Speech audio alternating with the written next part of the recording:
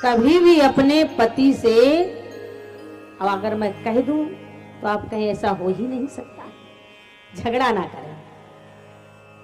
और कोई ऐसा जोड़ा होगा कि झगड़ा ना करें, हम झगड़ा कर लेते भाई,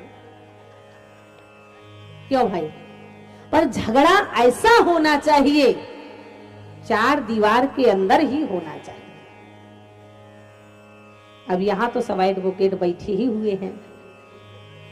झगड़ा चार दीवार के अंदर से बाहर नहीं जाना चाहिए, इसीलिए झगड़ा चार दीवार के अंदर ही होना चाहिए। और कितना भी झगड़ा हो जाए, निवेदन करूं मैं आपसे, कितना भी झगड़ा हो जाए, कभी भी ये अपने मुख में शब्द नहीं आना चाहिए, ये तो मेरी किस्मत फूटी थी जो आप जैसा पति मिल गया। जो नारी एक बार अपने मुख से कह देती है अपने पति से लड़ाई झगड़ा में कि ये तो मेरी किस्मत फूटी थी जो आप जैसा पति मिल गया, वो चाहे जितने करवा चौथ का व्रत करे पर उसको फल मिलने वाला नहीं।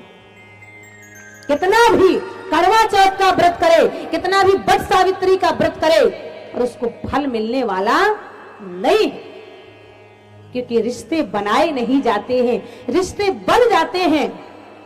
ये रिश्ता हम और आप नहीं बनाते हैं, ये रिश्ता ब्रह्मगाट ऊपर बनाने वाला होता है, जो 7-7 जन्मों का रिश्ता होता है। तभी महाराज बाबा गोस्वामी जी लिख रहे हैं, बोले धन्य सुदेश जहां सुर सरई, और धन्य सुनारी पति व्रत करई। इसीलिए विवाह के बाद, निवेदन करने जा रही थी, कथा में आए, विवाह के बाद पति ही परमेश्वर होता है। माता सती ने जानते हो कितनी गलतियां किया। पहले नंबर में राम कथा नहीं सुना, दूसरे नंबर में भगवान राम पे भ्रम किया, तीसरे नंबर में झूठ बोल गए।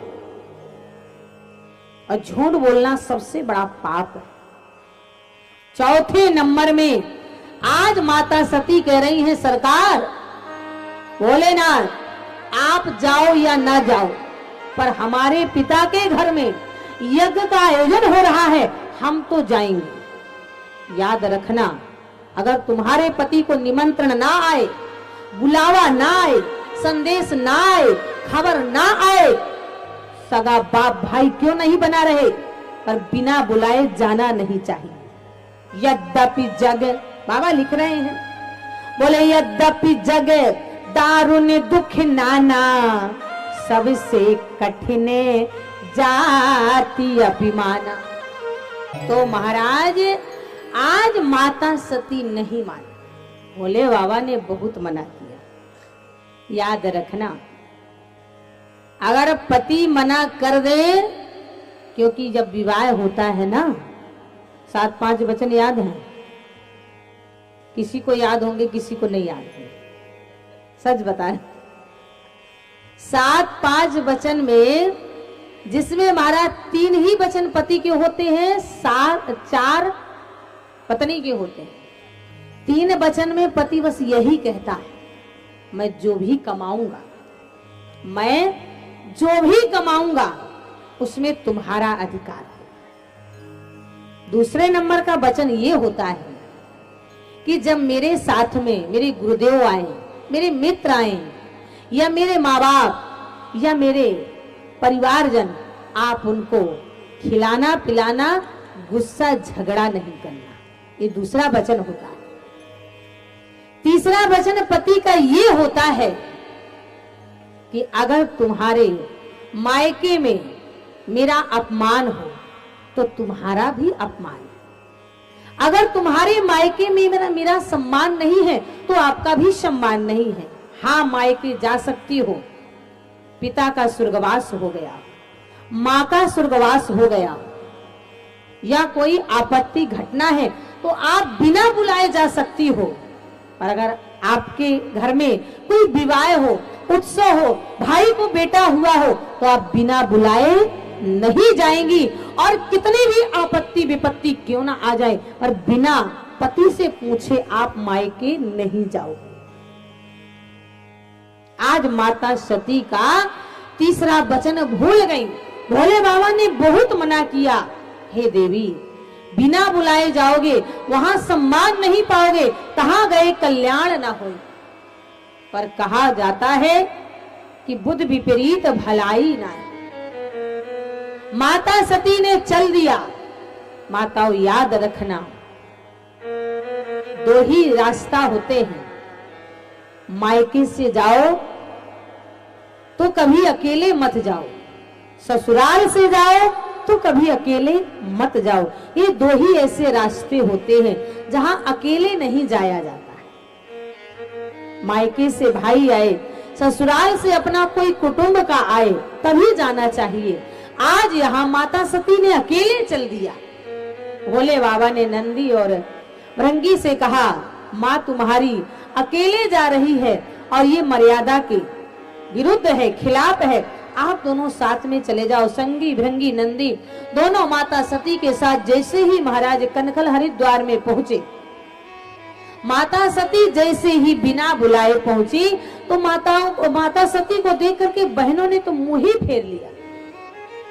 गोस्वामी जी महाराज लिख रहे हैं, बोले सादर भले मिली एक माता, माँ तो माँ होती, सादर भले मिली एक माता, अब भगिनी मिली बहुत मुस्काता।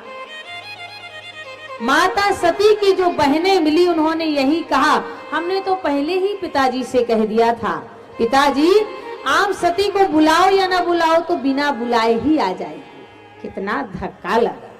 और जैसे ही माता सती यज्ञ मंडप के अंदर प्रवेश किया और जैसे यज्ञ मंडप के अंदर प्रवेश करके देखा तो 33 कोट देवताओं का भाग दिया, 33 कोट देवताओं का स्थान दिया गया। भोले बाबा का कहीं नामो निशान नहीं था। मैया सती ने पिताजी से पूछ दिया, पिताजी अरे निमंत्रण नहीं दिया, कोई बात नहीं, फिर भी मैं बिना बुलाए आ गई, पर आपने तो भूत भावन शंकर भगवान का कहीं स्थान नाम ही नहीं दिया। जैसे ही दक्ष जी ने सुना, जैसे ही दक्ष जी ने सुना, खड़े हो गए। भगवान शंकर को, भूत भावन शंकर को अब शब्दों से संबोधित करने लगे और जब अब शब्दों से ही उनका उच्चारण करने लगे। कहा जाता है वेदों में कि जहां पति की निंदा होती हो, पति की बुराई होती हो, या तो वहां से उठ के चला जाना चाहिए या कानों में उंगली डाल देना चाहिए या झगड़ा कर लेना चाहिए। माता सती ना तो जा सकती थी ना कानों में उंगली डाल सकती थी। अब वहां कैलाश से भी तो आ चुकी हूं, अब कौन सा मुंह लेके जाऊंगी। यहाँ माता सती ने सोचा, जिस पिता की रगों की खून से मेरा उत्पत्ति हुई है, इससे अच्छा तो यही है कि मैं अपना शरीर ही त्याग दूं। महाराज माता सती ने तत्काल ही योग अग्नि से अपना शरीर का परित्याग कर दिया। धू धू करके शरीर जलने लगा और जहां गणों ने देखा, दौड़ करके भगवान शंकर से बताया, महाराज माता सती ने शरीर का परित्याग कर दिया। भोले बाबा की आंखें लाल हो गई, भ्रगुटी टेढ़ी हो गई, एक जटा को पकड़ के जो जमीन में पटका, वीरभद्र नाम का गण पैदा हो। भगवान शंकर ने कहा, जाओ जहां तुम्हारी माँ का अपमान हुआ हो और माँ ने देह को त्यागा है, वहां जाके यज्ञ विध्वंस कर दो। वीरभद्र जैसे ही कनखल में पहुंचा, महाराज पल में ही तहस नहस कर दिया। यहाँ तक कि दक्ष जी का गला काट के हवन कुंडी में डाल दिया। सारे देवता भगवान शंकर से प्रार्थना करने लगे। महाराज हाथ जोड़ के प्रार्थना कर रहे हैं, प्रभु आइए, अगर आप जैसा